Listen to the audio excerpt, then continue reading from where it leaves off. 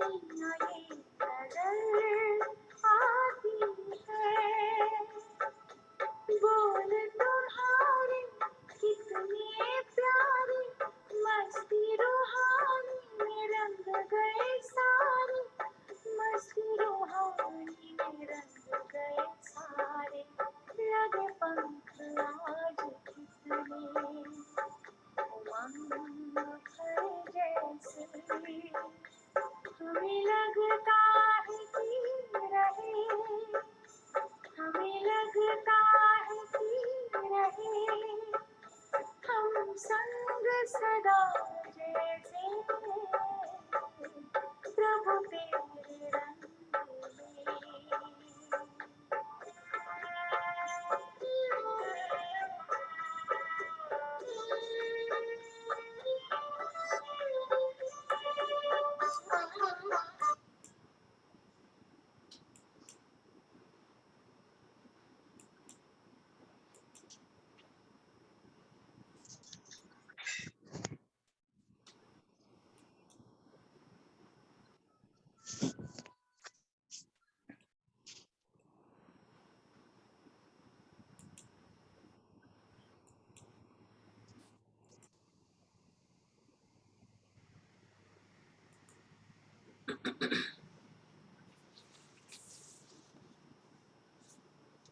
ओम शांति। 18 तारीख की मुरली है। बाबा ने आज हम बच्चों को निर्माण बन सेवा करने का पाठ सिखाया है, जिसको सारे विश्व का मालिक कहते हैं, जिसको ऊंचे ते ऊंच भगवान कहते हैं। वो भगवान सारी सृष्टि का मालिक, हम सभी आत्माओं का पिता अब इस सृष्टि पर आए हैं हम बच्चों के खातिर। किस लिए आए हैं? बाबा ने कहा तुम बच्चों की खिदमत करने आया हूं, सेवा करने आया हूं। कितना बड़ा सेवाधारी है हम बच्चों का। तो जब भगवान इतना निरअहंकारी है, तो हम उसके बच्चे, हमको भी उसके समान ही निरअहंकारी बनना है। क्योंकि निरअहंकारी बनेंगे तभी हम उसके समान विश्व की सेवा कर सकेंगे। तो बाबा ने आज हम बच्चों को निरअहंकारी बनने का पाठ पढ़ाया है। दूसरी बात, बाबा ने निश्चिंत रहने का भी पाठ पढ़ाया है। जैसे साकार में ब्रह्मा बाबा यज्ञ में चाहे कितने भी विघ्न आए, कितनी भी परिस्थितियां आई, बाहर के लोगों से भी आए तो कुछ घर के लोगों से भी आए, तो उन सभी विघ्न परिस्थितियों में सदा अचल अडोल रहा। और बाबा हम बच्चों को भी यही सिखाते हैं, क्योंकि हम सभी जानते हैं कि समय प्रति समय और नाजुक होता जा रहा है। और बहुत दुखी, अशांत, परेशान आत्माएं हमारे पास आएंगी। किस लिए आएंगी? शांति की अंजलि पाने के लिए, नजर से निहाल होने के लिए। उनके अंदर वो धैर्य नहीं होगा कि वो पुरुषार्थ कर सके। तो बाबा का यही विचार चलता है कि मेरे बच्चे भी ऐसे परफेक्ट बन जाए कि जो अन्य आत्माओं को, उनको जो चाहिए वो प्रदान कर सके। तो आज बाबा ने हम बच्चों को सावधान भी किया है। सुनते हैं प्यारे बाबा के मधुर महावाक्य। मीठे बच्चे, बाप आए हैं तुम बच्चों की खिदमत करने, सेवा करने। खिदमत कहते हैं सेवा को। तुम भी बाप समान सबकी खिदमत करो। बाप आए हैं तुम बच्चों की खिदमत करने, तुम भी बाप समान सबकी खिदमत करो, सेवा करो। प्रश्न है, ब्रह्मा बाप का कौन सा एक विचार चलता जिस पर शिव बाबा कहते वेट एंड सी, इंतजार करो और देखो। वेट एंड सी, फिक्र मत करो। शिव बाबा कहते फिक्र मत करो, क्योंकि साकार में जब बाबा थे तो उन्होंने सभी बच्चों का आवाहन किया था। भले बाद में वो बाबा के बच्चे बने, लेकिन बाबा को तो हम सभी दिखाई देते थे, इसलिए बाबा आवाहन करते थे। तो बाबा को ये होता था कि इतने सब बच्चे बाबा के बनेंगे, बाबा के घर में आएंगे तो कहाँ रहेंगे। तो शिव बाबा उनको कहते हैं वेट एंड सी, फिक्र मत करो। बाबा ने कहा, बाबा का विचार चलता समय बड़ा नाजुक होता जाता है। हम सभी प्रैक्टिकल में देख रहे हैं ये सब बातें। कल 8:45 हमारे सोमनाथ विरावड़ वाले रमीला बेन, परसों उन्होंने अपना पुराना देह त्याग कर बाबा की गोद ली। और कल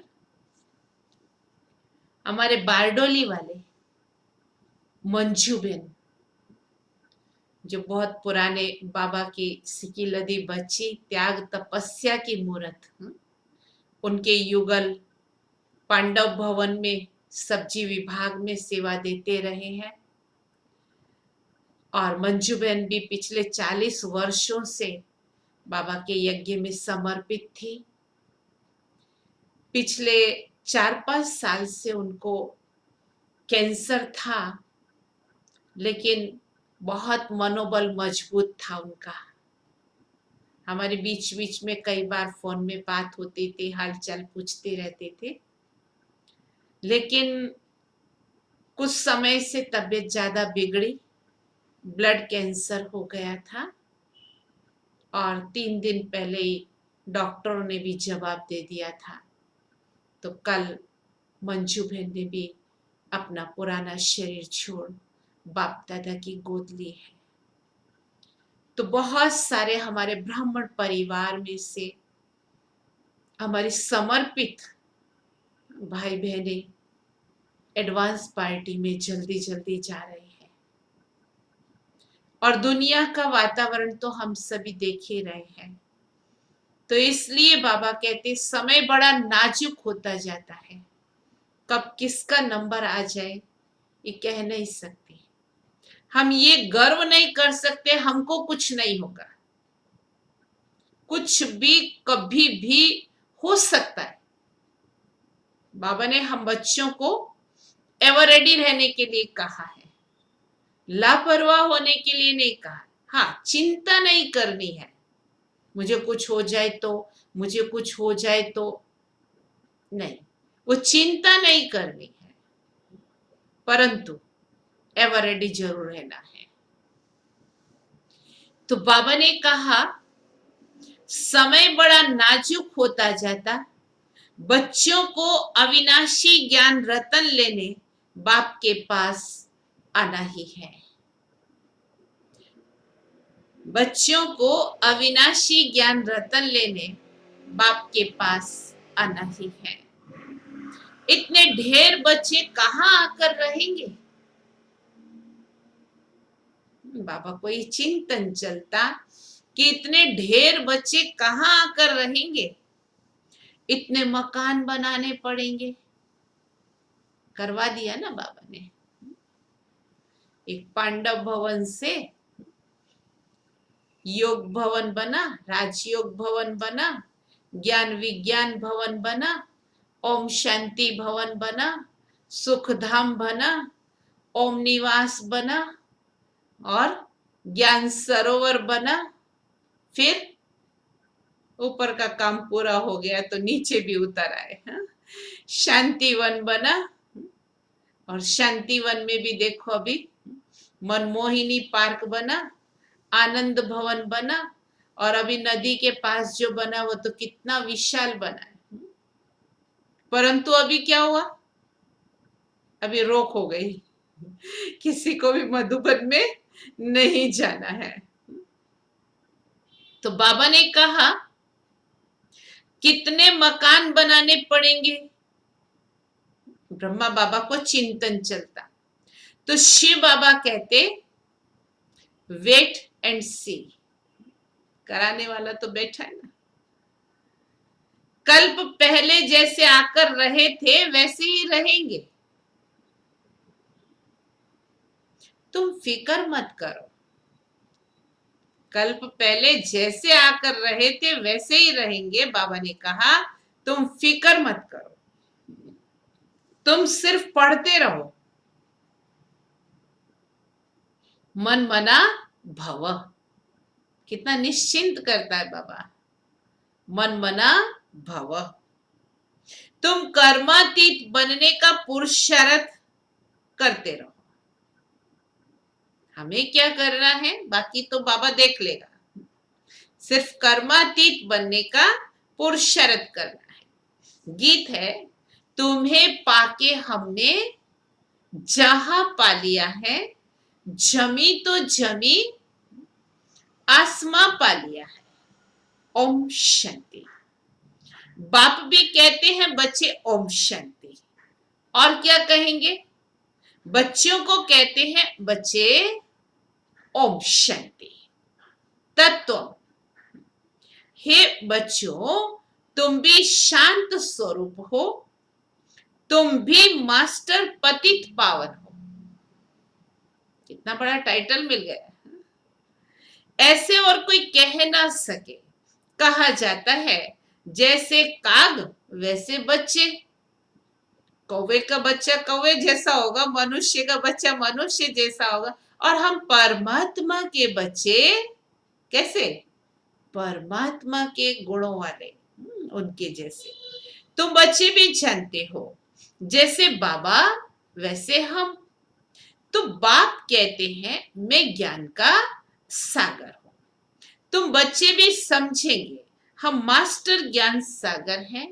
गोया नदियां ठहरे, सागर के बाल बच्चे भी तो होंगे ना।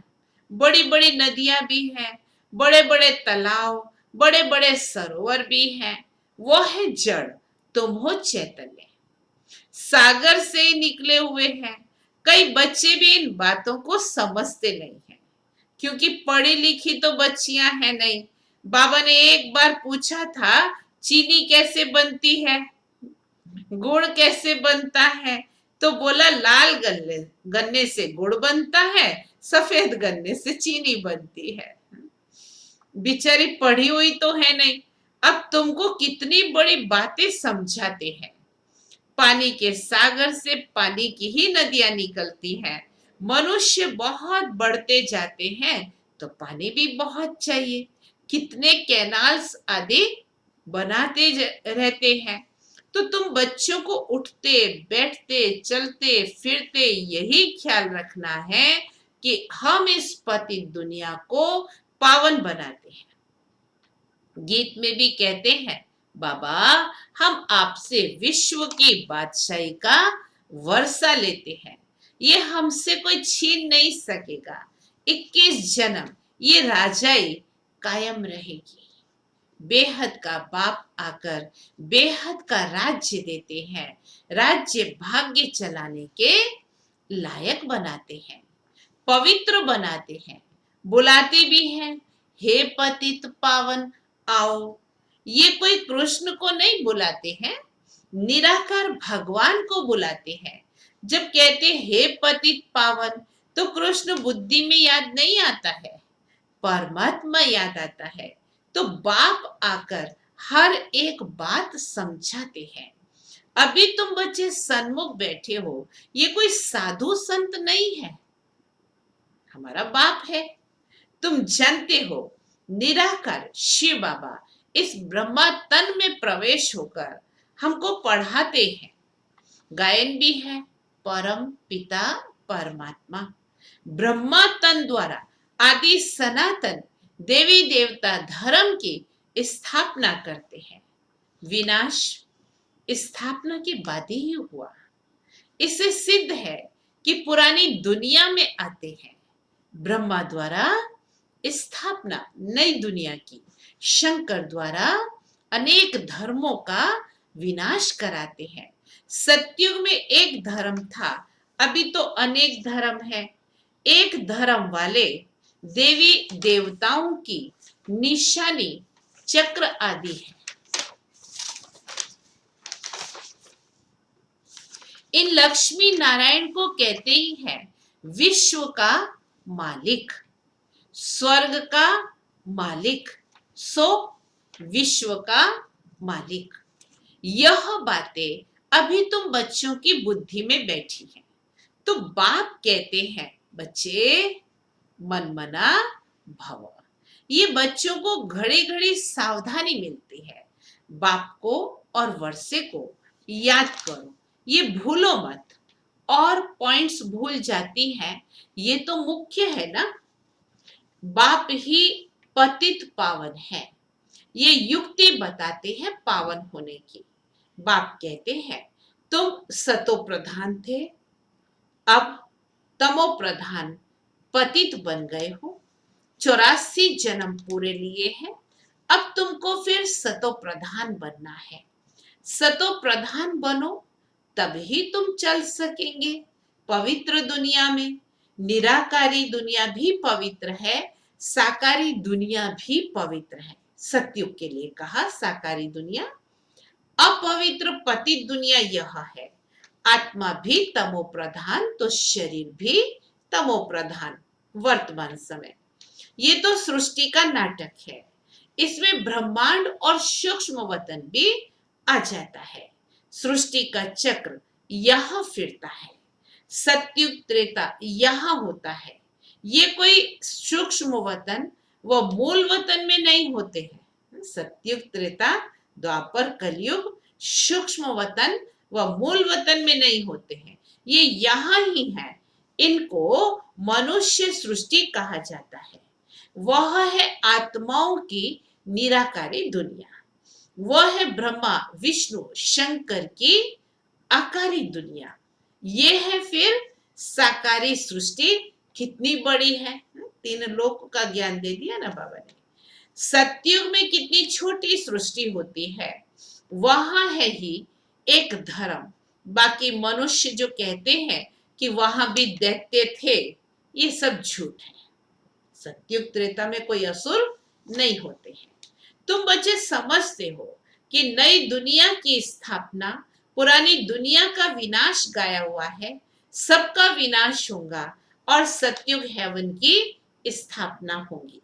तुम भी बाप के साथ खिदमत कर रहे हो। बाप भी आते हैं बच्चों की खिदमत करने। ये है बेहद का बाप।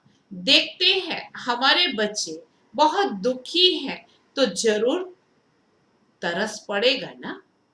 वो है ही रहम दिल बाप। अभी तो सारी दुनिया में अशांति है। एक बाप के सिवाय और कोई शांति दे ना सके। हठ योगी भी अथाह है। आत्मा के लिए कह देते वो निर्लेप है। मनुष्य को उल्टी बातें सुना देते हैं। वास्तव में आत्मा की सफाई चाहिए। आत्मा में ही खाद पड़ी है और किसी को पता नहीं है। कहते भी हैं ये पाप आत्मा है, बहुत पाप करते हैं। ये महान आत्मा है, पुण्य आत्मा है। ऐसे नहीं कहेंगे कि महान परमात्मा है, वो तो सदैव ही महान है। सन्यासियों के लिए कहेंगे पवित्र आत्मा है, क्योंकि सन्यास किया हुआ है ना। अब बाप समझाते हैं आत्मा को पवित्र बनाने वाला सिवाय एक परमात्मा बाप के और कोई हो नहीं सकता। पतित दुनिया में पतित आत्मा होती है, पावन एक भी नहीं हो सकती। अभी सैपलिंग लगता है, धीरे धीरे वृद्धि होती जाएगी। ये तो छोटे छोटे मठ पंथ टाल टालियां कितने हैं, उनमें कोई मेहनत थोड़ी लगती है। अनेक प्रकार के मंत्र देते हैं, किस्म किस्म के मंत्र देते हैं। ये भी वशीकरण मंत्र है। कौन सा? मन मना भव, जिससे तुम 5 विकारों पर जीत पाते हो। राम राम का मंत्र जपते हैं, इससे फायदा तो कुछ भी नहीं। यहाँ तो बाप कहते हैं बच्चे मुझे याद करो तो तुम्हारे पाप नाश हो जाएंगे, तुम पवित्र आत्मा बन जाएंगे। याद को ही योग कहते हैं। भारत का प्राचीन योग मशहूर है। इस योग से ही तुम विश्व पर जीत पाते हो। भारत का राजयोग बहुत नामी ग्रामी है। ये एक बाप के सिवाय और कोई सिखा ना सके। तुम हो ब्रह्मा कुमार कुमारियां, बीके तो यहाँ ही होंगे ना। प्रजापिता ब्रह्मा के बच्चे तो जरूर ब्रह्मा के साथ ही होंगे। ब्राह्मण कुल भी जरूर है। इसको कहा जाता है सर्वोत्तम ऊंच ते ऊंच कुल। अभी तुम ब्राह्मण हो, फिर उथल खाएंगे। बाजोली खेलते हैं ना, शूद्र से ब्राह्मण बने हो, फिर देवता, क्षत्रिय, वैश्य, शूद्र, तो अब ब्राह्मण बने हो। तो बाप समझाते हैं मीठे मीठे बच्चों, बहुत थोड़ी बात है। बाप की याद में रहो, ये भी तो बुद्धि में है। बाबा हमको 84 जन्मों का राज बता रहे हैं। 84 लाख अथवा 84 जन्मों का हिसाब तो चाहिए ना। कोई को पता नहीं है। 84 लाख का हिसाब कोई बता ना सके। मनुष्य 84 जन्मों का चक्कर लगाते हैं। आत्माएं ऊपर से आती हैं पार्ट बजाने के लिए। सतयुग से लेकर कलयुग अंत तक आती ही रहती हैं। हर एक का पार्ट अपना अपना है। इन बातों को मनुष्य मात्र नहीं जानते, एक बाप ही बता सकते हैं। मनुष्य को कभी परम पिता अथवा गॉड फादर नहीं कहा जाता। गॉड फादर से एक निराकार शिव तरफ बुद्धि जाती है। शिव परमात्मा को ही गॉड फादर कह सकते हैं। जीव आत्मा का बाप तो होगा ना। आत्मा एक शरीर छोड़ दूसरा लेती है। निराकार बाप का नाम है शिव। फिर शरीर में भिन्न भिन्न नाम पड़ते हैं मनुष्यों के। परमात्मा भी शरीर में आकर ज्ञान सुनाते हैं, शरीर बिगड़ थोड़े सुनाएंगे। तो बाप समझाते हैं कि इनका तो अपना नाम है, मेरा तो कोई नाम ही नहीं है, न मैं पुनर्जन्म में आता हूं। शरीर नहीं लेता है तो शरीर का नाम ले, नाम तो है पर शरीर का नाम ले। मैं इनमें प्रवेश करता हूँ, इनको भी मालूम नहीं पड़ता है, कोई तिथि तारीख नहीं। हाँ, मैं कल्प के अंत अर्थात रात में आता हूँ। ये है ही पतितों की दुनिया। मैं आता हूँ पतित पावन अर्थात दिन बनाने के लिए। ये भी नहीं जानते कि बाबा ने कब प्रवेश किया।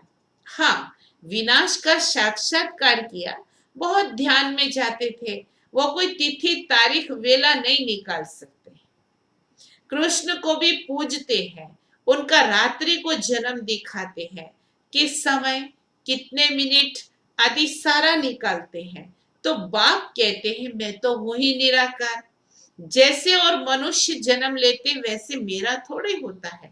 मेरा तो दिव्य अलौकिक जन्म है। मैं इनमें प्रवेश करता हूँ फिर चला जाता हूँ। बैल पर सवारी सारा दिन थोड़े ही करते हैं। मुझे जिस समय बच्चे याद करते हैं मैं हाजिर हूँ। बाप आकर बच्चों से मिलते हैं, गुड मॉर्निंग करते हैं। जैसे मनुष्य एक दो को मिलते हैं तो कोई राम राम कहते हैं। ये तो रूहानी बेहद का बाप समझाते हैं कि मैं तुम सब बच्चों का बाप हूँ। तो शिव बाबा की संतान तुम सब आत्माएं भाई भाई हो। ये खुशी का पारा चढ़ना चाहिए। बेहद का बाप आया हुआ है, हमको बेहद का वर्षा दे रहे हैं। बच्चों को देख बाप को भी खुशी होती है। ढेर बच्चे हैं, बच्चे जानते हैं हमको बाबा स्वर्ग का मालिक बना रहे हैं, राजा ही देते हैं। प्रजा भी तो कहेगी हमारा राज्य है। जैसे भारतवासी कहते हैं ये हमारा देश है। राजा प्रजा दोनों कहते हैं हमारा देश है। तुम बच्चे नरकवासी हो, फिर स्वर्गवासी बनेंगे। बाप को और वर्षे को याद करना है बस। बाबा और कोई तकलीफ नहीं देते हैं। रहना भी है गृहस्थ व्यवहार में, यहाँ आकर के थोड़े रहना है। यहाँ सब भाग कर आए तो इतने सबको बाबा कहाँ रख सकते हैं। इतने सब ढेर बच्चे एक ही बार कैसे इकट्ठे हो सकते हैं। सब सेंटर्स के बच्चे एक ही बार इकट्ठे कैसे मिल सकते हैं। कहाँ ठहर सकेंगे, मुश्किल है ना। दिन प्रतिदिन बच्चे वृद्धि को पाते रहते हैं। इनकी भी कुछ युक्ति रचनी पड़े। ये सब आसपास वाले मकान लेने पड़ेंगे। हाँ, मिल गए। भगवान के महावाक्य वो सत्य होते हैं। मकान वालों से पूछेंगे कितना मांगते हैं, समय पर तो लेना पड़ेगा ना। पैसे की तो कोई बात नहीं है। समय बड़ा नाजुक होता जाता है। बाप और बच्चे दोनों अविनाशी हैं। अविनाशी खजाना बच्चों को देते हैं। बहुत ढेर बच्चों को आना होगा। बाबा विचार करते हैं इतने ढेर कहाँ आकर के रहेंगे। तो शिव बाबा कहते हैं तुम फिक्र मत करो, वेट एंड सी। तुम पढ़ते रहो, मन मना भव। तुम बच्चों को ये ख्याल रखना है कि अभी हमको कर्मातीत अवस्था में जाना है, सतो प्रधान बनना है, याद से ही पावन बनेंगे। बाबा बात तो बहुत सहज समझाते हैं, अति सहज है। सिर्फ बाप को याद करना है। देखो गाय के बच्चे को जब माँ याद आती है तो चिल्लाता है ना, वह तो है जानवर। तुम बच्चों ने भी रड़ियां मारी, पुकारा द्वापर युग से। आगे चल बहुत चिल्लाएंगे, बहुत याद करेंगे। बाबा कहते दुख और भी पड़ने हैं, दुखों के पहाड़ पड़ेंगे। तुम बच्चे तो अब जानते हो कि बाबा आया हुआ है। विनाश तो होना ही है, नेचुरल क्लैमिटीज भी आनी है। सब आपस में लड़ते झगड़ते रहेंगे। कितना खर्चा कर बॉम्ब्स बनाते हैं, बहुत पैसा जाता है। खर्चा तो होता है ना, इतना खर्चा कहाँ से लाए। डरते भी हैं मौत से, फिर भी बॉम्ब्स बनाना बंद नहीं करते हैं। बॉम्ब्स की लड़ाई चलेगी। अभी बनाते ही ऐसे हैं जो बॉम्ब गिरे और मनुष्य मर जाए। चीज बनाने में टाइम लगता है, फिर तो मिनट मोटर फटफट बनते जाए, जल्दी जल्दी बनाते जाते हैं। बॉम्ब्स भी कोई थोड़े बनेंगे क्या? तुम बच्चे जानते हो इस पुरानी सृष्टि का विनाश होना है। साकार में बाबा थे तब ये मुरली में कहा था, और अभी तो हम देख रहे हैं। मालूम है कितने बॉम्ब्स बन चुके हैं। अब बेहद के बाप से वर्षा लेना है। गीता है तुम भारतवासियों का, देवी देवता धर्म का शास्त्र। बाकी तो छोटे छोटे हैं, उनका कोई गायन नहीं है। ब्राह्मण धर्म है सबसे ऊंच। ब्राह्मणों का काम है कथा सुनाना। तुम कह सकते हो हम ब्रह्मा कुमार कुमारियां हैं, ब्रह्मा के बच्चे, हमको डाडे का वर्षा मिल रहा है। अच्छा, मीठे मीठे सिकिलदे बच्चों प्रति माता पिता बाप दादा का याद प्यार और गुड मॉर्निंग। रूहानी बाप की रूहानी बच्चों को नमस्ते। हम रूहानी बच्चों की रूहानी बाप को याद प्यार, गुड मॉर्निंग और नमस्ते। धारणा के लिए सार है, अभी लिखवाएंगे नहीं। ड्रामा के हर राज को जानते हुए किसी भी बात की फिक्र नहीं करनी है। पढ़ाई पढ़ते रहना है। मन मना भाव होकर कर्मातीत बनने का ख्याल रखना है। स्वयं को सतो प्रधान बनाना है। दूसरी पॉइंट है, हम आत्माएं शिव बाबा की संतान आपस में भाई भाई हैं। शिव बाबा से वर्षा ले रहे हैं, इस खुशी में रहना है। आज का वरदान है, हर शिक्षा को स्वरूप में लाकर सबूत देने वाले सपूत व साक्षात्कार मूर्त भव। हर शिक्षा को स्वरूप में लाकर सबूत देने वाले सपूत व साक्षात्कार मूर्त भव।